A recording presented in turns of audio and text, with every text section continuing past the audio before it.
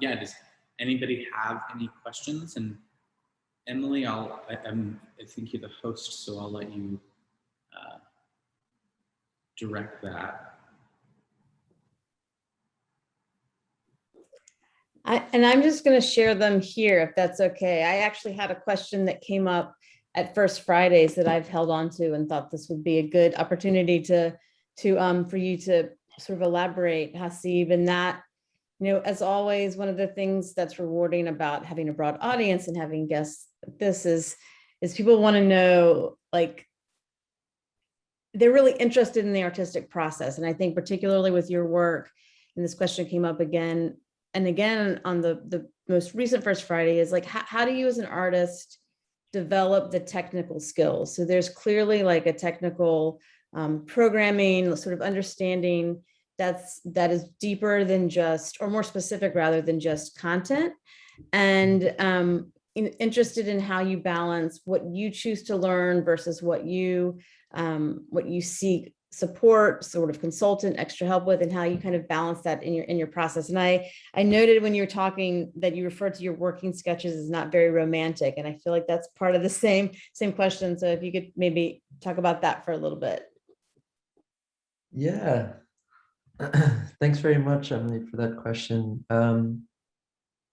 So I mean, like, I don't work alone, right? So like in this artwork which you're seeing itself, I worked with a computer program named Peter Heremans, who did all of the programming. And then I worked with Jan Hoik, also here in Brussels, who advised on the electronic components and what relays to use, which was also challenging because Europe has a different electricity system than the US. And then, like, also, like, I developed this idea over the course of over a year in conversation with Park too. So we were sharing texts and discussions, and also knowing that, well, the gallery 1708 would be a place that could receive this type of experimentation. So you kind of create the experimental work, which I think it is. And for me, I'm often trying to learn, and I feel like I myself am an audience of my own work. So even when I'm looking at these images, I'm even surprised sometimes by how it's turned out. And that's, for me, part of the rewarding quality of being an artist, like being slightly schizophrenic, that you're the one doing it, but you experience it as though somebody else is doing it, but in any case, yeah, I mean, so there's a big support network, and for me, what's really exciting is to create these, like, through the work, by working collaboratively, creating unlikely encounters, so bringing programming, electrical engineering, together with contemporary art, together with medical, the history of medicine, together with architecture, and heating and cooling specialists, which in its own way is its own field.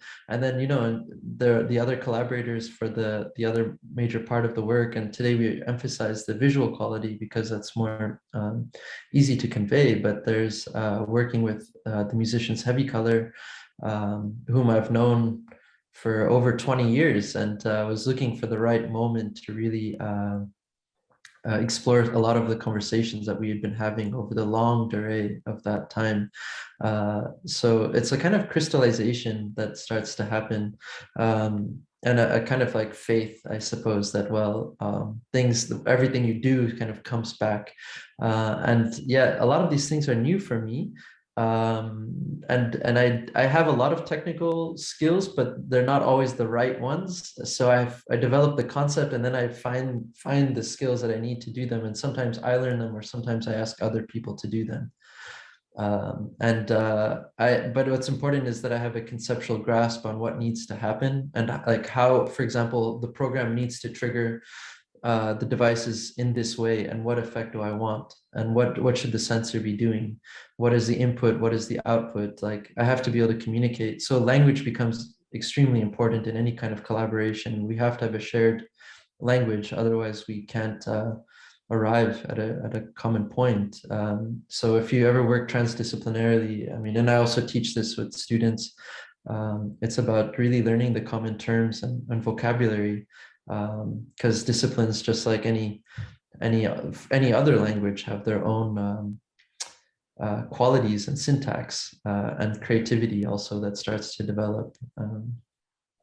We have a question that I'd like to get to. I just wanted, I think it might be just if you can quickly do it, because I think it follows that, but I think it would be really relevant for this audience, is just a little bit about your work at the Von Karman Institute, because I think that that's a pretty good example of a lot of things you just touched upon about like different technical skill sets and sort of the working with multiple disciplines. And I think it's something that we kind of, it's part of a major part of Haseeb's biography, but I just wanted you to just explain a little bit just before we get to this really important question that somebody's offered up. Yeah, should we read the question, or should we just, yeah. In your work at the Von Karman Institute, because I think that The Von Karman Institute, right? Yes, of course. Yeah. So I worked for 4 years at a NATO facility on the outskirts of Brussels. I didn't include some of those images because they're in my, but I think that will be the great thing to see on the webpage, because that you'll see a film that was produced at the Von Karman Institute for Fluid Dynamics. You might recognize that term because the guy who found out about that vortex pattern, they named the entire institute after him. And it's in one of Europe's oldest and largest aeronautics facilities that belongs to NATO. So it was really interesting to find a way to work there as an artist and to develop those relationships from the ground up, and also, like, yeah, deal with the kind of suspicions and reassurances that are needed when you want to do weird things. Like in the film, you'll see, for example, I created an aviary for vultures in the NATO Institute itself, which for me is like quite a provocative statement. And how do you get to the point where people allow you to do that and are okay with that, and allow for self-criticism as well, and self-reflection. There's a lot of beautiful, weird things there. I mean, like, it's, in a way, it's a museum and it's a laboratory. So inside, like, I made another artwork, which is a scroll rubbing of a wind tunnel that was recovered from Peenemünde, where the Nazis were developing the V2 rocket science, V2 rockets they're using in the Battle of Britain. And when the Allies took over, they agreed to split the rocket scientists and all of the engineering between the Soviets and the US. And that's how both of the space programs were founded. In the US, they called it Operation Paperclip. And so, like, all of these supersonic wind tunnels that were being used to create things that move faster than the speed of sound were transplanted from Germany into the US, and including the scientists. Like in the US, the guy who took us to the moon, let's say, supposedly is not that I don't believe we didn't go to the moon, but sorry, that's not what I was trying to say. But I felt awkward saying took us to the moon, because I almost never speak that way. But it's Werner von Braun, and you still have the Werner von Braun Award for scientific achievement in the US.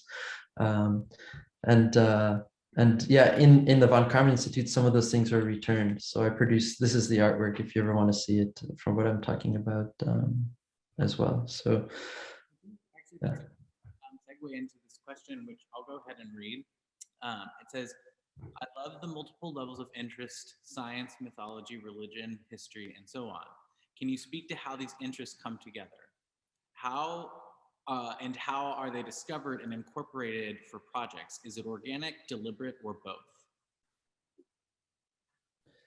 Yeah, thanks so much for that question. I think it's great. Yeah, I mean, it's funny. I think that I work in I really like this sentence from one of Saul Lewitt's sentences on conceptual art, where he's saying that, like, illogical thoughts should be pursued absolutely and logically. So I think that's kind of what I'm doing. So I have these kind of irrational thoughts, but I try to move through them and see where they'll lead me. And I don't always know where the rabbit hole will lead and what collaborations or conversations that will invoke and generate. So, I mean, if I really speak from a broad standpoint, what I'm trying to do is, like I grew up in a strong Muslim household, and my parents are Pakistani, and then I went to Catholic schools, Jesuit schools, throughout high school and so on, and grade school too. And so I had this kind of like overexposure to religion, and for me, what I see is that, well, what's happening now is like we have this kind of uh, moment in which we in the kind of collapse of a lot of social narratives that relate to an idea of progress, that we're going somewhere, that there is a possibility of utopian image that would have been raised, for example, by radical workers movements and 100 years ago. For example, how do we create more equitable societies? For example, like the 8-hour working day was the result of huge amounts of efforts by millions of people to achieve something like that.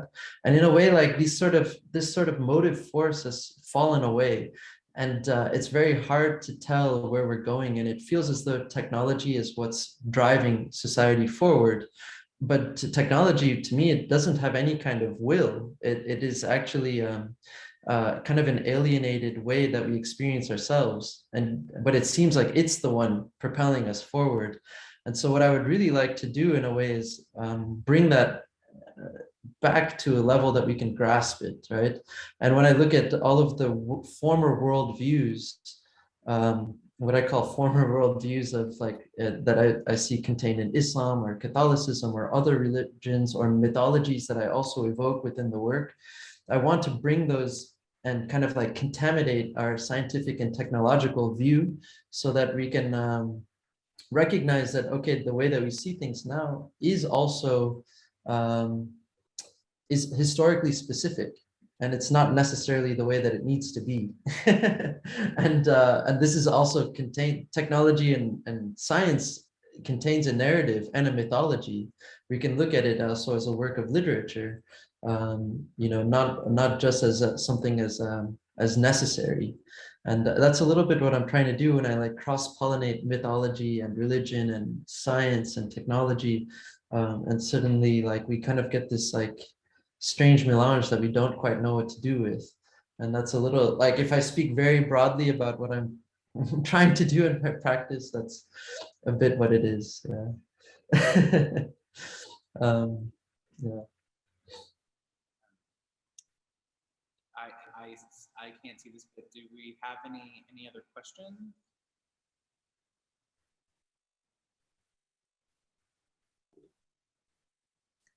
I don't think any more have popped up. So to the students and the classes joining, if you have any questions, do you want to pop them in the chat or the Q&A? We've got probably 5 or so more minutes that we can hang out here.